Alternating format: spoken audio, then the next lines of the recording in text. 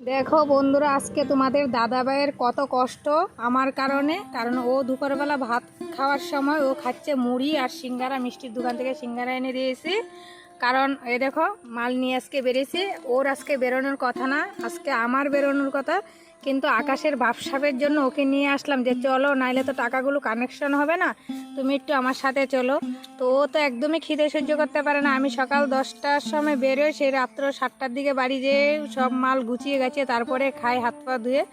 আর ওর দেখো মাত্র বাজে 3টে, তাই ওই খিদে সহ্য করতে পারছে না। সাথে কিন্তু আমও নিয়ে গেছি, আমরা আমও খেয়েছি রাস্তার মধ্যে। তা খেয়েও ওর খিদে সহ্য করতে পারছে না। মুড়ি কিনে আনলো দোকান থেকে, আর আমি সিঙ্গারাটা আনলাম। তো এনে আমি শুধু শুধু একটা সিঙ্গারা খেয়ে নিলাম, আর ও মুড়ি সিঙ্গারা খাচ্ছে। তো মুড়ি দিয়ে সব দিয়ে খাই সন্ধ্যার সময় অন্য জায়গায়। তো আমার জন্য তোমাদের দাদাভাইয়ের এত কষ্ট। তো তোমরা অবশ্যই কিন্তু একটা লাইক করবা তোমাদের দাদাভাইয়ের জন্য। আর ভিডিওটা ভালো লাগলে চ্যানেলটাকে সাবস্ক্রাইব করে আমার পাশে থাকবে। দেখা হবে পরের ভিডিওতে। তোমরা ভালো থেকো, সুস্থ থেকো, টাটা।